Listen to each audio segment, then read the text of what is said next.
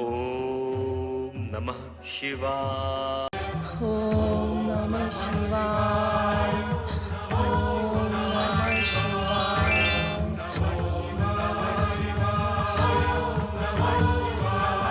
भोलेनाथ, आज आपको अचानक रात्रि में गगन विहार करने की इच्छा कैसे हुई? स्वामी, ये करुण स्वर किस दुखी नारी का है? आज तो तुम प्रश्न पर प्रश्न पूछे जा रही हो। क्या हमारे उत्तर की भी प्रतीक्षा नहीं करोगी? पहले प्रश्न का उत्तर तो सुनो। हाँ स्वामी, आज आपको अचानक रात्रि में गगन विहार करने की इच्छा कैसे हुई? तुम्हारी इच्छा पूर्ति के लिए। मेरी इच्छा पूर्ति के लिए? हाँ, तुम ही तो बार बार कहती रहती हो कि कैलाश में बैठे बैठे तुम्हारा मन उबने लगता है। कहती हो या नहीं? कहती हूँ, परंतु रात्रि में गगन विहार के लिए मैंने कभी नहीं कहा। आज रात्रि में गगन विहार करने का एक विशेष उद्देश्य भी है। क्या है वो उद्देश्य? ये करुण नारी स्वर सुन रही हूँ। सुन रही हूँ स्वामी, इसीलिए तो आपसे इस विषय में पूछा था। कौन है ये दुखी नारी? तारामंडल में रहने वाली बुध ग्रह की माता तारा। क्या दुख है इसे? ये बार बार करुण स्वर में आपको क्यों पुकार रही है? उसके हृदय की वेदना है वो पाप जो निरंतर उसके मन में एक कांटे के समान चुभ रहा है। क्या पाप किया है इसने?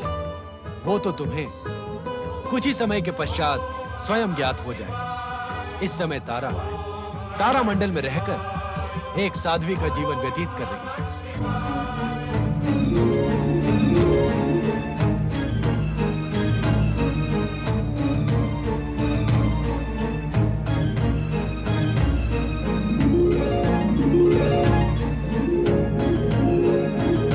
स्वामी, स्वामी, अचानक आपके मस्तक से चंद्रदेव अदृश्य क्यों हो गए?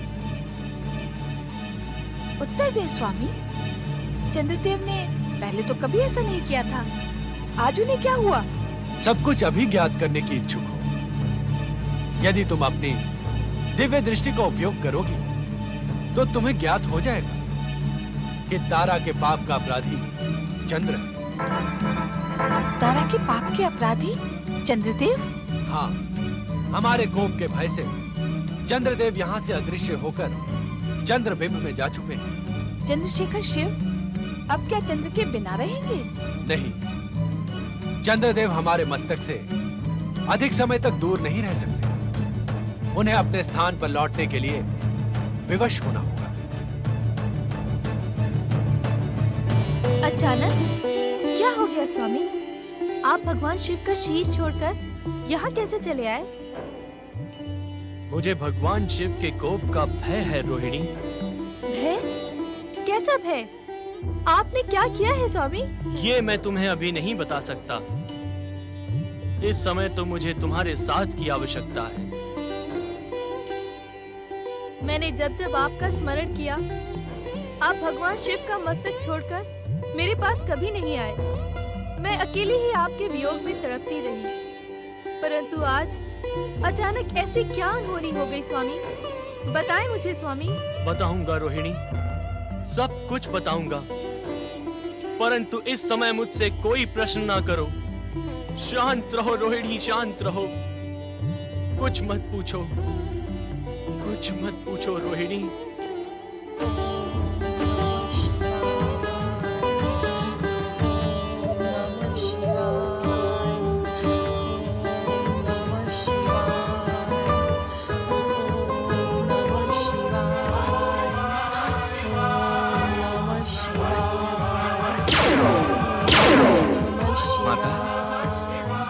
तुम्हारी ये करुण पुकार मेरे हृदय को बींध रही है। बताओ माता, क्या दुख है तुम्हें? पुत्र बुध। हाँ माता, बताओ मुझे, तुम्हारा ये दुख दूर करने के लिए मैं क्या कर सकता हूँ?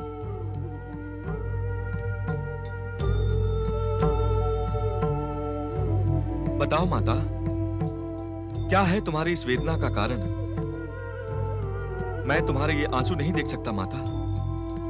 तुम्हें बताना होगा, सब कुछ बताना होगा। यह वेदना मुझे अकेली ही सहनी होगी पुत्र। मैंने जो अक्षम्य अपराध किया है उसका परिणाम मुझे अकेली भुगतना होगा। इसलिए मैं अकेली अपने पाप का प्रायश्चित करूंगी। बताओ माता, ऐसा कौन सा पाप किया है तुमने? क्या तुम ये रहस्य अपने पुत्र से भी छुपाने की इच्छुक हो? ये ऐसा अपराध है जो कोई माता अपने पुत्र को नहीं बता सकती। मुझे अकेले छोड़ दो पुत्र।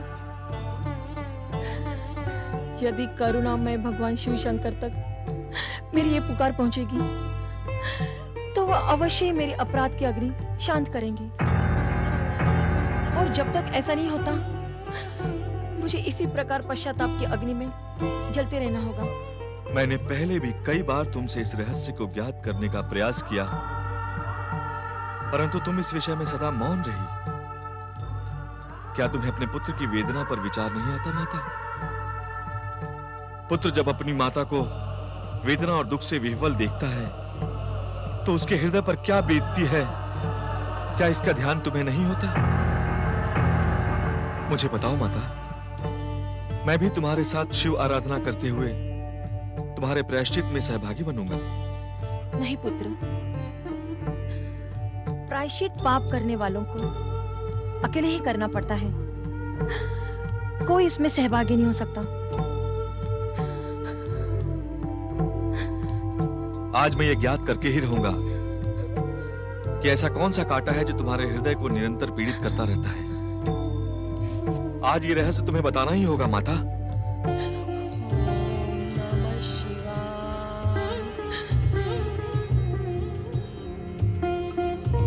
तारा का करुण स्वर अचानक थम क्यों गया स्वामी? ये जानने के लिए हमें स्वयं तारा के पास जाना होगा। हमें उसकी करुण पुकार का उत्तर भी तो देना है देवी। तो चले स्वामी, तारा की करुण कथा सुनने के लिए मैं व्यग्र हो रही हूँ। चलो देवी।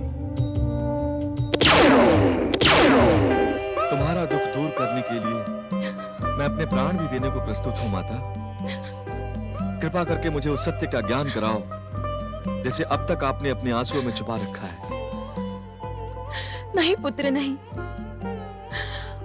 मुझ में इतना साहस नहीं है कि मैं तुम्हें उस कटु सत्य का ज्ञान कराऊं।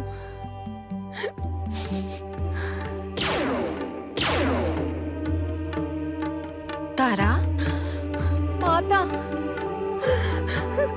माता, मुझे इस पाप बंधन से मुक्त करो माता।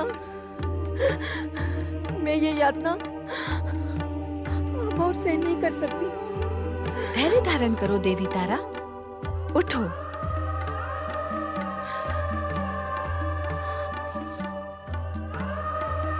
हम दोनों तुम्हारा दुख दूर करने के लिए ही यहाँ प्रकट हुए हैं। बताओ, तुम्हें किस बात का दुख है? भगवान भोलेनाथ से कुछ भी छुपा नहीं है माता। मैंने अपने पति के विरुद्ध ऐसा घोर पाप किया है जिसका कोई प्रायश्चित नहीं है। यही पाप मेरे हृदय में कांटे के समान मुझे बार बार पीड़ित करता रहता है। देवी तारा, संसार में ऐसा कोई पाप नहीं जिसके प्रायश्चित का विधान न हो। तुम्हारे इस पाप में तुम अकेली नहीं थी। हमारे द्वारा बार बार रक्षित होने वाले, हमारे शीश की शोभा बढ़ाने वाले चंद्रदेव भी तुम्हारे साथ इस पाप में सम्मिलित थे।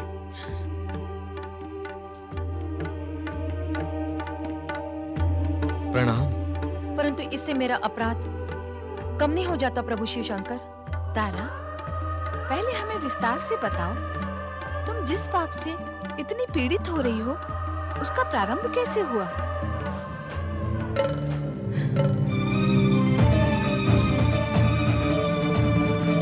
तारा, देवी पार्वती को वो सब कुछ बता दो। पाप को प्रकाशित करने से पाप का अंधेरा कुछ कम हो जाता है, हृदय का भार हल्का हो जाता है। जब अत्रि अनसुया का पुत्र सुकुमार चंद्र मेरी स्वामी बृहस्पति के पास शिक्षा ग्रहण करने आया तो प्रथम दृष्टि में मेरा चंचल मन चंद्र की सौंदर्य की ओर आकर्षित हो गया। चंद्र तो चंचल था ही और उसका मन भी मेरे रूप में उलझ गया और ओम नमः शिवाय। ओम नमः शिवाय। प्रणाम गुरुदेव। ओम नमः शिवाय। प्रणाम प्राणनाथ। ओम नमः शिवाय। ओम नमः शिवाय। ओम नमः शिवाय।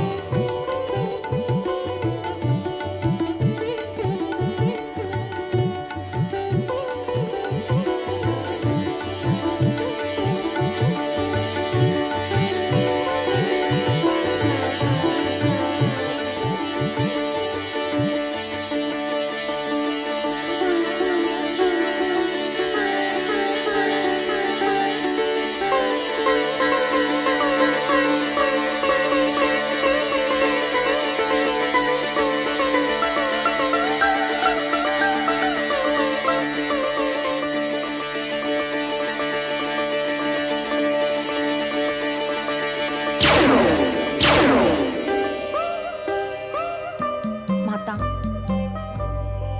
इस प्रकार चंचल चंद्र के प्रथम दृष्टि प्रेम मिलन से मैंने न केवल अपने पति के साथ विश्वासघात किया है, अपितु अपने सतीत्व को भी कलंकित किया है, जिसका परिणाम है तुम्हारा ये निर्दोष पुत्र बुध। नहीं माता श्री, ऐसा न कहो। सारा संसार जानता है कि मैं देवगुरु बृहस्पति और देवी तारा का पुत्र बुध हूं। ये सुनकर मेरा हृदय छिन्न भिन्न हो रहा है माता। कह दो कि ये सत्य है। कह दो माता कि ये सत्य है। शांत हो जाओ बुध। तुम्हारी माता ने जिस सत्य को स्वीकार कर लिया है, उस सत्य को तुम्हें भी स्वीकार करना होगा। और सच पूछा जाए तो यह सत्य अब सब पर उजागर हो गया है। क्या कह रहे हैं भोलेनाथ? क्या यह सत्य सब पर उजागर हो गया है? तुम्हारा जनक चंद्र इसी कारण हमसे भयभीत होकर चंद्रबिंब में जा छुपा है। भोलेनाथ, आपसे तो ये सत्य छुपा नहीं था, फिर आपने चंद्र को दंडित क्यों नहीं किया? क्या तुम चंद्र का स्वभाव नहीं जानती देवी? यदि हम चंद्र को अपने शीश पर धारण नहीं करते तो चंचल चंद्र न जाने ऐसी कितनी कथाओं को जन्म देता। परंतु अपराधी का दंडित होना उचित है स्वामी। क्या आपने उसे इस विषय में प्रताड़ित भी नहीं किया? चंचल चंद्र हमारे नेत्रों की भाषा समझता है देवी। नहीं स्वामी, चंद्र आपकी करुणा का अनुचित लाभ उठा रहा है।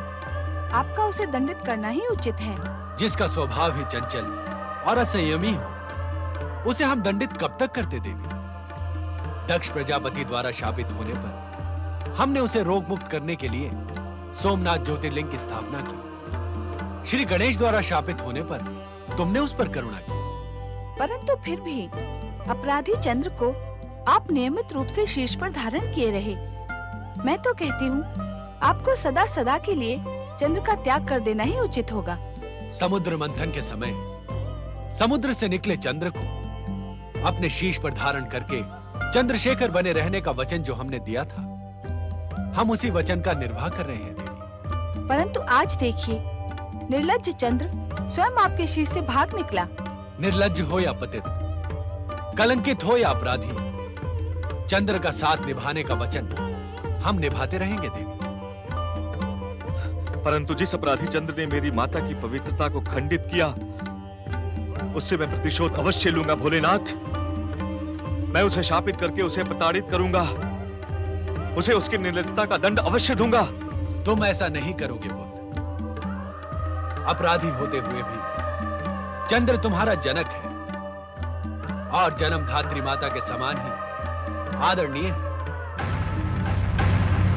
वैसे भी शाप देने की शक्ति कठोर तपस्या से प्राप्त होती है। इस समय तुम शाप देने की स्थिति में नहीं हो, इसीलिए चंद्र को शाप देकर प्रताड़ित करने का विचार त्याग दो। तो मैं क्या करूं भोलेनाथ? आज जो पीड़ित सत्य मेरे सामने आया है, क्या उसके अनुताप से मैं अपनी माता के समान व्याकुल रहूंगा? मुझे इस व्याकुलता से मुक्ति दिलाएं भोलेनाथ।